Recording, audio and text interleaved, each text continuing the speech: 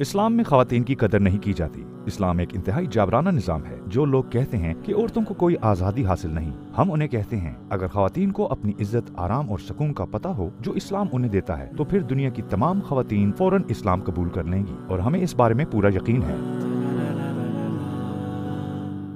جی ہاں، یہ معاملہ ان لوگوں کے لیے شاید سب سے زیادہ متنازع ہو جو اسلام کے بارے میں کچھ زیادہ نہیں جانتے۔ آئیے ذرا اس مسئلے کو مل کر دیکھنے کی کوشش کرتے ہیں۔ دو خواتین کی گواہی ایک مرد کی گواہی کے برابر کیوں ہے؟ اس کے پیچھے معقول وجوہات ہیں۔ مرد سخت جان، جسمانی اور جذباتی طور پر مضبوط ہوتے ہیں اور ان میں فیصلہ سازی کی صلاحیت زیادہ بہتر ہوتی ہے۔ دوسری طرف خواتین جسمانی طور پر نازک، جذباتی، پرجوش، ہمدرد اور درد مندانہ ہوتی ہیں۔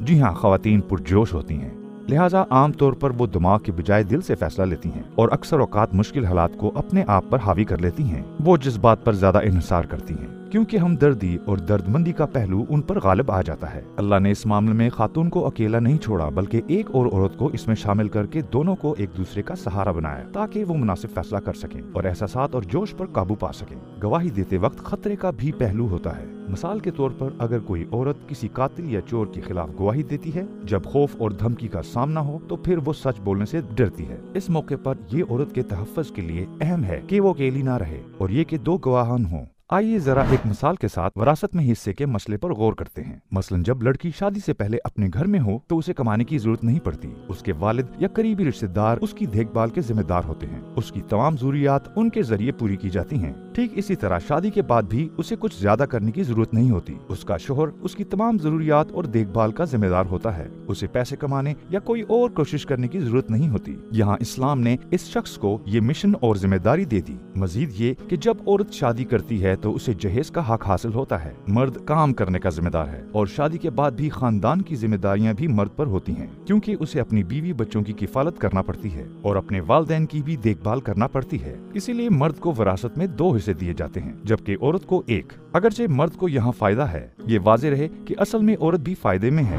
جاہل لوگوں کے اعمال کے لیے اسلام کو مرد الزام نہیں ٹھہرایا جا سکتا۔ اگر ہم اپنے نبی صلی اللہ علیہ وآلہ وسلم کی زندگی پر ایک نظر ڈالیں تو پتہ چلتا ہے کہ خواتین کا کیا مقام ہے۔ مثلاً ایک حدیث میں ہے، آپ نے فرمایا تم میں سے بہترین وہ ہے جو اپنی بیویوں کے لیے بہترین ہو۔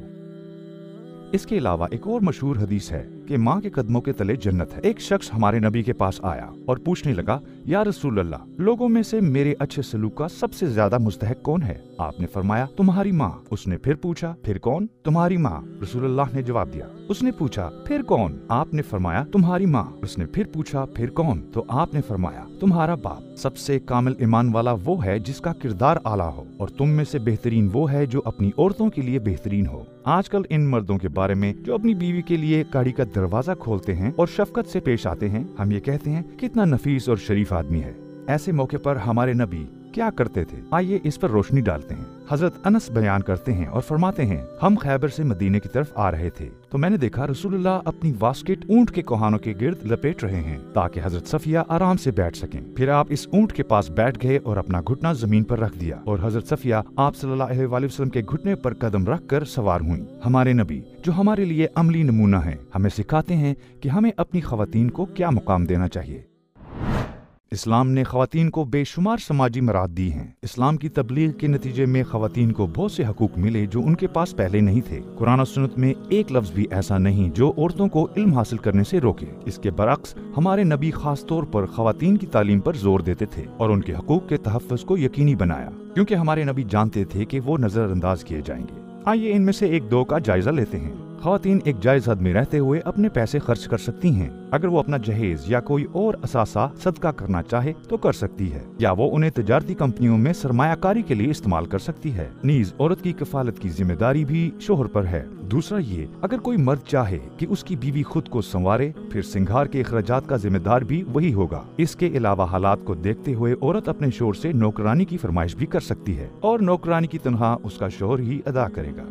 ایک اور مسئلہ یہ ہے کہ اگر بیوی شوہر کی فیملی کے ساتھ نہیں رہنا چاہتی تو پھر اسے الگ گھر فراہم کرنا شوہر کی ذمہ داری ہوگی۔ ان مثالوں سے واضح ہوتا ہے کہ خواتین کے حقوق تقریباً ہر شعبے میں موجود ہیں، تاہم یہ ایک الگ بات ہے کہ ہم میں سے کتنے لوگ ان سے واقف ہیں۔ جیسے جیسے ہم قرآن و سنت کی زیادہ سمجھ حاصل کرتے جائیں گے، معاشرے میں خواتین کے حقوق مزید واضح ہوتے جائیں گے۔ صنفی مساوات کے مسائل کو حل کرنے سے پہلے ہمیں مساوات اور انصاف میں فرق واضح کرنا ہوگا۔ فرض کریں 2 مختلف کلاس رومز ہیں اور دونوں को 10-10 सवालात पर मुश्तमिल रियाजी का एक इम्तिहान देना है। चूँकि उस्ताद ने दोनों क्लासों को अलग अलग मजमून पढ़ाए हैं, इसलिए इन 10 सवालात में से शुरू का एक सवाल दोनों क्लासेस के लिए अलग अलग है, जबकि बाकी 9 सवालात बिल्कुल एक जैसे हैं। तो इसको बुनियाद बनाकर क्या हम ये कह सकते हैं कि शुरू के सवालात मुख्तलिफ रखना बच्चों के साथ ज्यादती है? नहीं। इसी तरह अल्लाह ताला ने मर्द और औरत को मुनफरिद खुसूसियात और मिजाज के साथ पैदा किया है। ख़वातीन को अलग अलग मज़ामीन तफवीज़ किए गए थे और उसी के मुताबिक उनसे इम्तिहान लिया जाता है। मिसाल के तौर पर एक औरत खूबसूरत, पुरकशिश, हमदर्द और अक्लमंद हो तो उससे इम्तिहान भी इसी हवाले से लिया जाएगा। मर्द सख्त जान, जिस्मानी तौर पर मजबूत और पायदार होते हैं, चुनाचे उसके इम्तिहानात उसी के मुताबिक बनाए गए। ताहम मर्द और औरत दोनों इस्लाम के अहकामात के ताबे हैं, बिल्कुल उसी तरह जैसे मिसाल में 9 सवालात एक जैसे थे, सिर्फ पहला सवाल मुख्तलिफ है और बस। और ये हमारे नबी की इंसाफ की वजह से है। लेकिन इम्तिहान के इख्तिताम पर दोनों जिन्सों को एक जैसे इनाम देने का वादा किया गया है। जी हाँ दोस्तों, प्लीज हमारी वीडियो पर कमेंट और लाइक करना मत भूलिए। अगर आपने हमारे चैनल को सब्सक्राइब नहीं किया तो बराए मेहरबानी चैनल को सब्सक्राइब भी कर लें। आपसे फिर मुलाकात होगी एक और वीडियो के साथ, जिसमें हम उलझन पैदा करने वाले सवालात के आपके लिए जवाबात लेकर आएंगे। अपना ख्याल रखें। अल्लाह हाफिज।